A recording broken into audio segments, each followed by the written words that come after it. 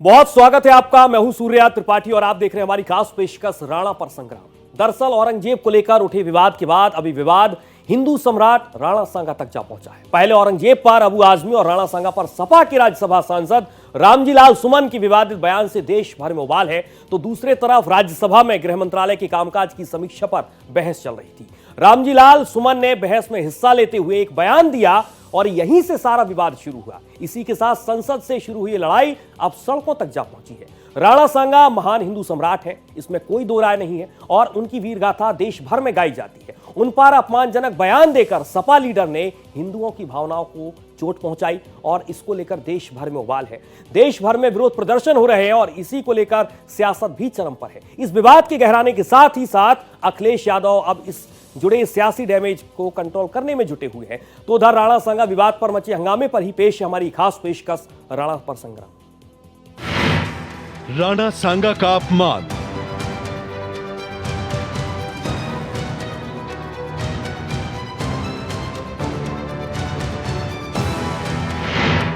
नहीं सहेगा हिंदुस्तान।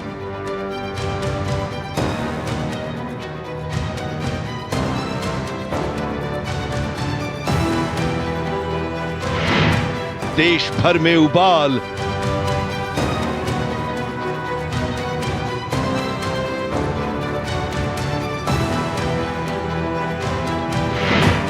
सपा का उल्टा पड़ा दाव।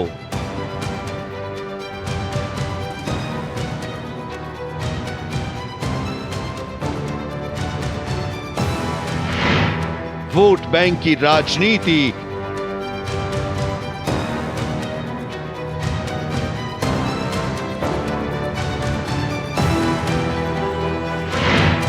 सपा पर पड़ रही भारी।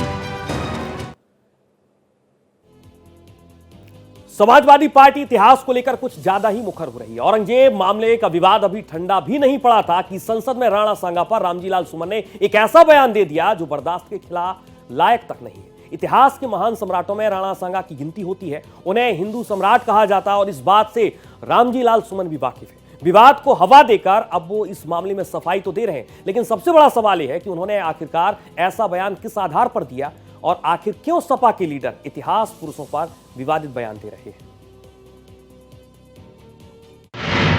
इतिहास पर विवाद क्यों? बाबर को इब्राहिम लोदी को हराने के लिए राणा सांगा का लाया था, तो मुसलमान तो बाबर की औलाद हैं और तुम गद्दार राणा सांगा की औलाद हो। देश की संसद में समाजवादी पार्टी के राज्यसभा सांसद रामजी लाल सुमन के एक विवादास्पद बयान के बाद देश भर में उबाल है। राणा सांगा को लेकर इतिहास की किताबों के पन्ने खंगाले जाने लगे हैं।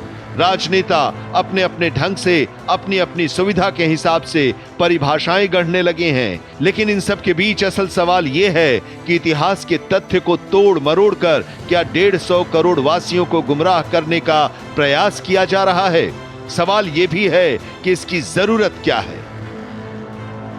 इस जन्म में तो मैं माफी मांगूंगा नहीं, अगले जन्म में मुझे पता नहीं मेरा क्या होगा। और माफी मांगने का कोई सवाल नहीं है, लोगों को सही बात सुनने की आदत डालनी चाहिए। बाबर को राणा सांगा ने बुलाया इब्राहिम लोदी को हराने के लिए, जो सच्चाई है। और कहीं न कहीं राणा सांगा को यह गलतफहमी थी कि ये बाबर लुटेरा है, ये लूट के भाग जाएगा और राज हम करेंगे। इनमें दोनों में करार हुआ था कि इब्राहिम लोदी पर हमला करेगा बाबर और राणा सांगा हमला करेंगे आगरा पे। राणा सांगा ने अपना वादा पूरा नहीं किया। बाद में जब दोनों में मनमुटाव हो गया, वो करार टूट गया, तो बाबर और राणा सांगा की जंग हुई खानबाग के मैदान फतेहपुर सीकरी में। बहुत बहादुरी से लड़े राणा सांगा, लेकिन हार गई थी। तो ये तो ऐतिहासिक संदर्भ में से कौन झुठला सकता है। हम अनुशासित लोग हैं, हम संयमित लोग हैं, हमें संविधान से चलने वाले लोग हैं, पर आप बार बार छेड़ोगे हमारे ऐतिहासिक पुरुष जिनके एक आंख, एक हाथ, एक पैर नहीं है।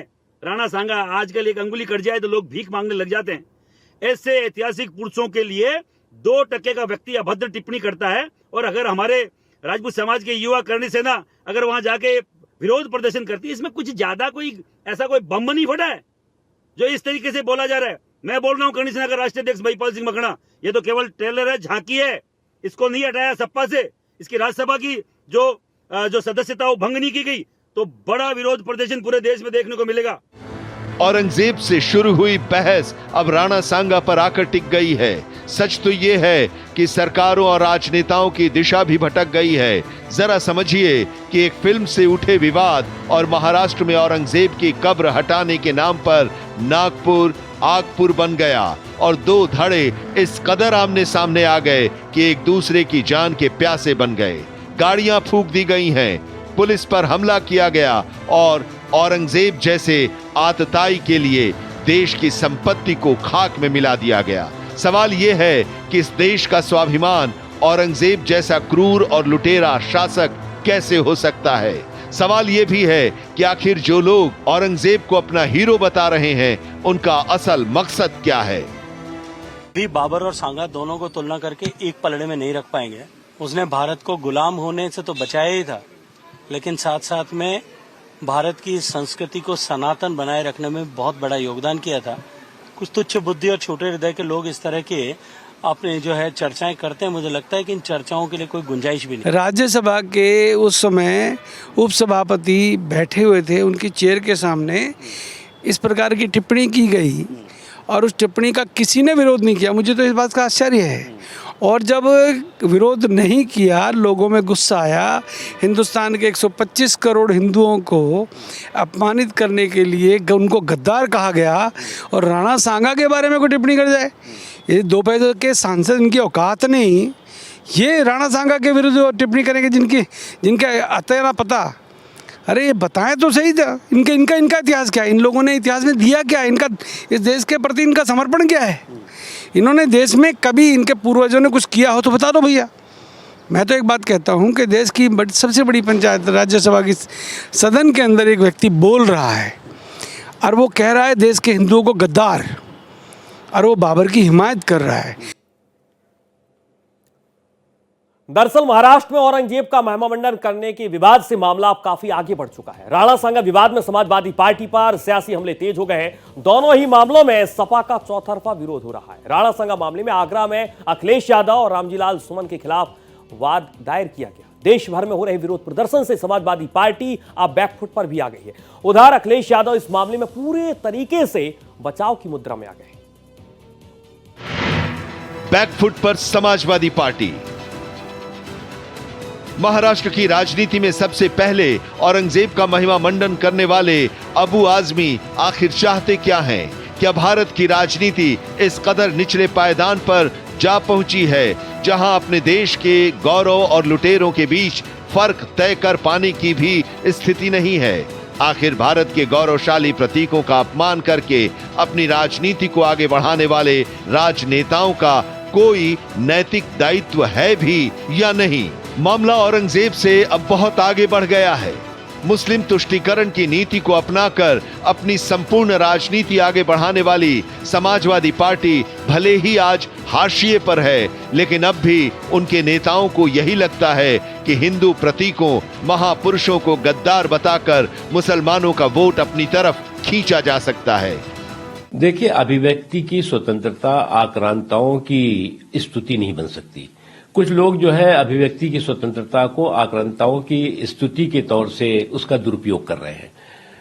इन जालिमों के जुल्म और जुर्म की जो जय जयकारी जमात है, उसको एक बात समझना चाहिए कि इन जालिमों के जुर्म और जुल्म के जो जख्म है वो आज भी जो है वो गहरे हैं, आज भी जो है वो ताजा हैं। और उस पर आप जो है वो मरहम लगाने के बजाय अगर नमक छिड़कने की कोशिश करेंगे और उनकी इन विदेशी आक्रमणकारियों की कमनल क्रूर करतूतों को जो है वो सुरक्षा कवच बन के खड़े होंगे तो कोई उसे स्वीकार नहीं करेगा। इतिहास की बहुत सारी जानकारियाँ मुझे हैं और मेरे पूर्वजों का इतिहास मेरे को नहीं पता होगा क्या?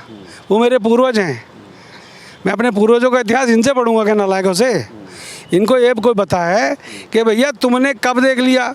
तुम जानते हो दौलत खां कौन था? तुम जानते हो आलम खां कौन था? आलम खां इब्राहिम लोदी का भतीजा था। और दौलत खां कौन था? वो पंजाब का शासक था। इन्होंने परेशान होकर इब्राहिम लोदी के दबाव में परेशान होकर उन्होंने बाबर को बुलाया। जब तुमको यही नहीं मालूम कि उनको बुलाया किसने, उनको कहा किसने, उनके साथ गलभैया किन्होंने की, और आज तुम उस उतनी पुरानी बात को लेकर सदन में हिंदुओं को गद्दार कह रहे हो, तो ये निहायत ही घटिया बयान था। इसका विरोध सदन के अंदर होना चाहिए था, राजनीतिक दलों को करना चाहिए था। समाजवादी पार्टी के प्रमुख अखिलेश यादव जो कल एक्सपर्ट लिख रहे थे, उनको ये 3 दिन पहले लिखना चाहिए था।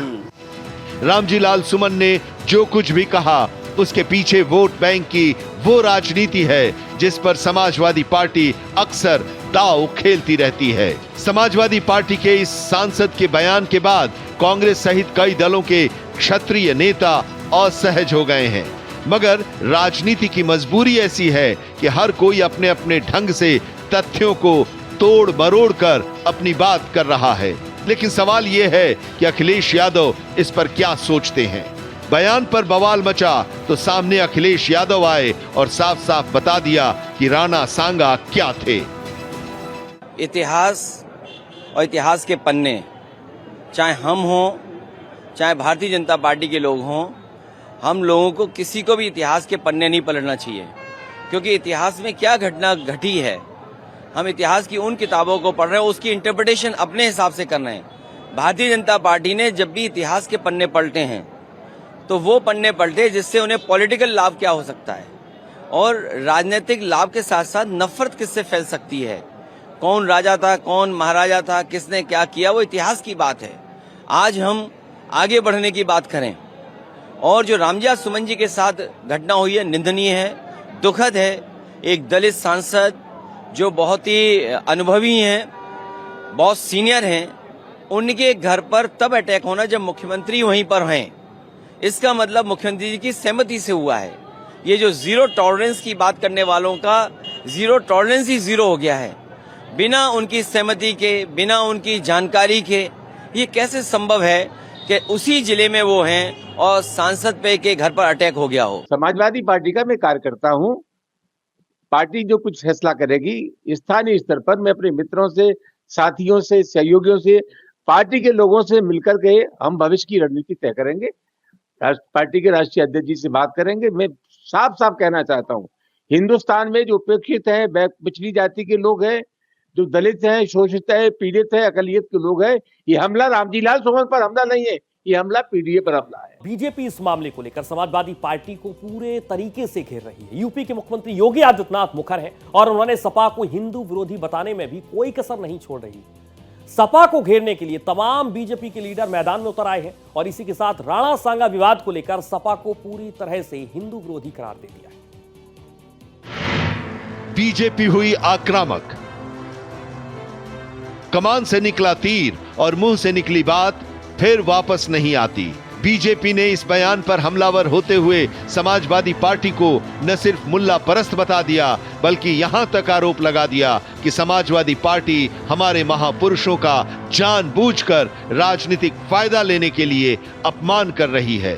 बीजेपी के तमाम लीडर इस मुद्दे पर समाजवादी पार्टी को घेरने में जुट गए और साथ ही इस मुद्दे पर कांग्रेस सहित तमाम विपक्षी दलों के नेताओं को भी निशाने पर ले लिया है। राजनीति में मौके पर चौका मारना बहुत सहज माना जाता है, बीजेपी यही कर रही है।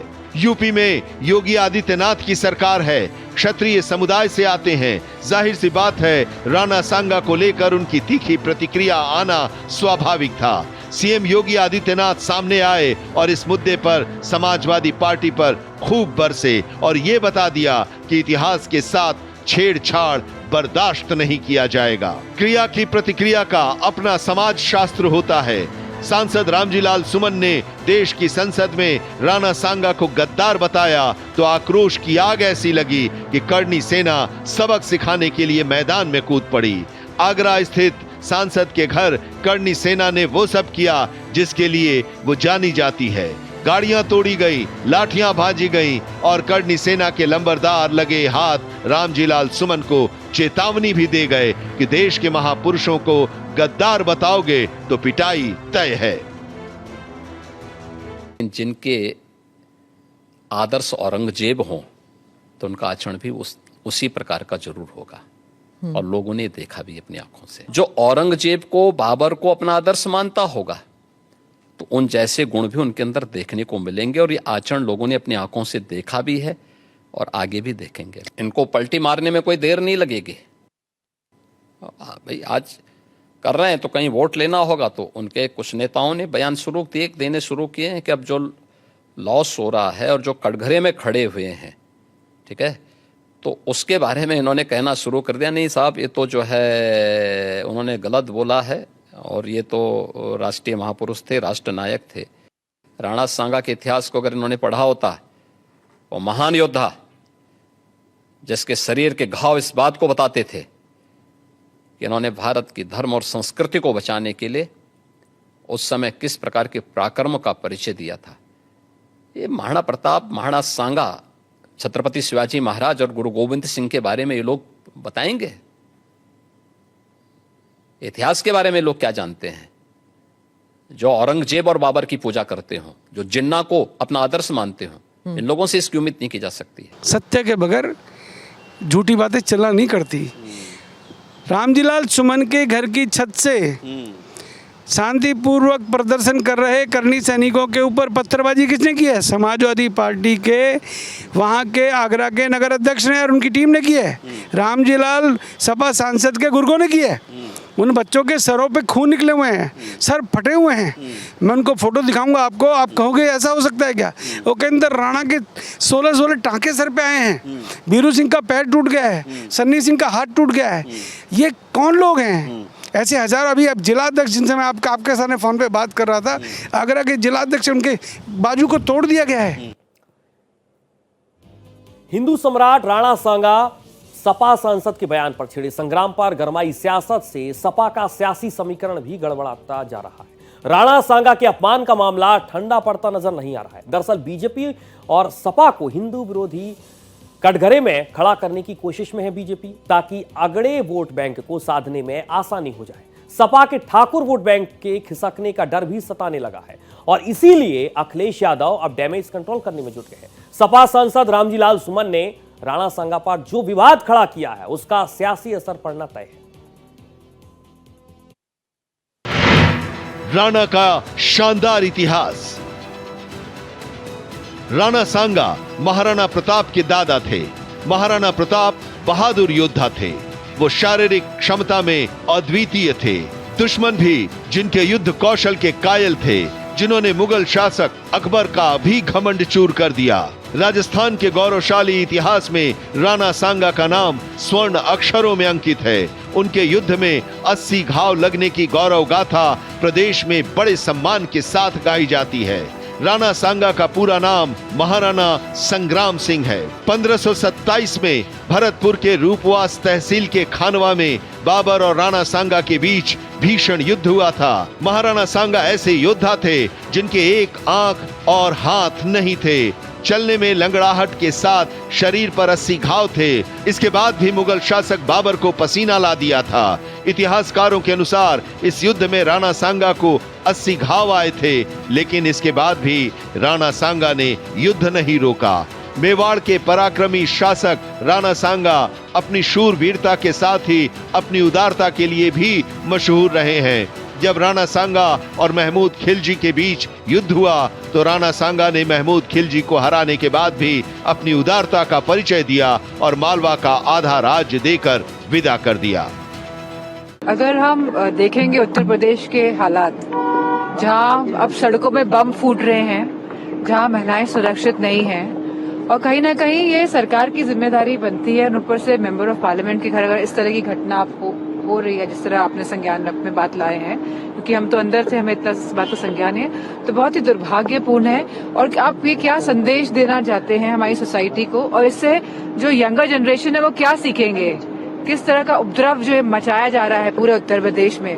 मैं समझती हूँ सरकार को उस पर स्ट्रिक्ट एक्शन लेना चाहिए, और अगर कोई लोग संपर्क भी करते हैं शासन और प्रशासन से, तो ये शासन प्रशासन वाले समय पे नहीं पहुंचते हैं, जानबूझ के नहीं पहुंचते हैं, और कहीं ना कहीं ये सरकार द्वारा कराई हुई पूरी हरकत है।